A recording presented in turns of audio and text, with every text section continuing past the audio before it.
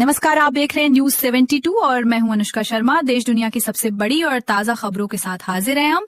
तो आइए बिना वक्त गवाए चलते हैं खबरों की तरफ। सुप्रीम कोर्ट में सोमवार को एक चौंकाने वाली घटना हुई। यहां सुनवाई के दौरान एक वकील ने भारत के मुख्य न्यायाधीश PR गवाई पर जूता उछालने की कोशिश की। रिपोर्ट्स के माने तो इस शख्स ने कोर्ट के अंदर नारेबाजी भी की। बाद में कोर्ट में मौजूद सुरक्षा कर्मियों ने उसे बाहर निकाला। इससे कुछ देर के लिए कोर्ट की कार्यवाही बाधित रही।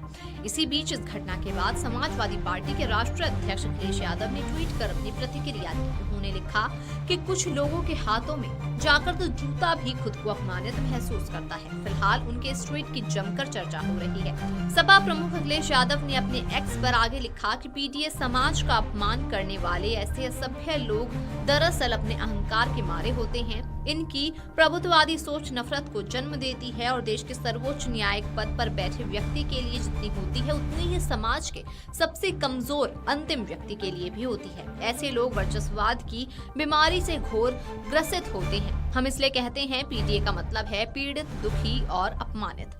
पीडीए समाज की उदारता 5000 सालों से ऐसे लोगों को माफ करती आई है, लेकिन इस हद तक अपमान के बाद पीडीए समाज अब और नहीं सहेगा। भाजपा और उसके संगी साथी अपनी सत्ता के अंतिम दौर में हैं, क्योंकि उनकी भ्रष्ट चुनावी साजिश का भांडाफोड़ हो चुका है, तो अब कभी नहीं जीतेंगे। भाजपा इस बार जाएंगे तो फिर कभी नहीं आएंगे, क्योंकि अब आबादी का 90% हिस्सा अपने हक अधिकार के लिए जाग गया है, तो 10% का गुरूर और सिंहासन अब और नहीं टिकेगा। भारत के सामाजिक राजनीतिक इतिहास में ये दौर अपमान बनाम सम्मान के संघर्ष का है। पीडीए अपने स्वाभिमान और स्वमान का ये अंतिम संघर्ष निर्णायक रूप से जीत कर रहेगा। अब इस पूरे घटनाक्रम पर मुख्य न्यायाधीश जस्टिस PR गवाई पर जूता उछालने वाले आरोपी वकील राकेश किशोर ने कहा कि वो CGI की टिप्पणी से आहत है और उन्हें अपने किए पर कोई अफसोस या पछतावा भी नहीं है। वकील राकेश किशोर ने नाराजगी जताते हुए कहा कि जब भी सनातन धर्म से जुड़े मामले आते हैं तो सुप्रीम कोर्ट ऐसे ही आदेश देता है। CGI पर जूता फेंकने की कोशिश के बाद आरोपी वकील राकेश किशोर को निलंबित कर दिया गया है। वकील राकेश किशोर ने कहा कि मैं आहत था, मैं कोई नशे में नहीं था।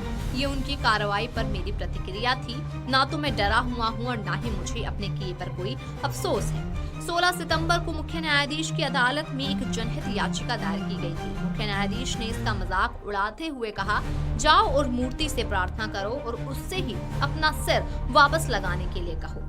जब हमारे सनातन धर्म से जुड़ा कोई मामला आता है तो सर्वोच्च न्यायालय ऐसे आदेश देता है, याचिकाकर्ता को राहत नहीं देनी मत दीजिए, लेकिन उसका मजाक भी ना उड़ाया जाए।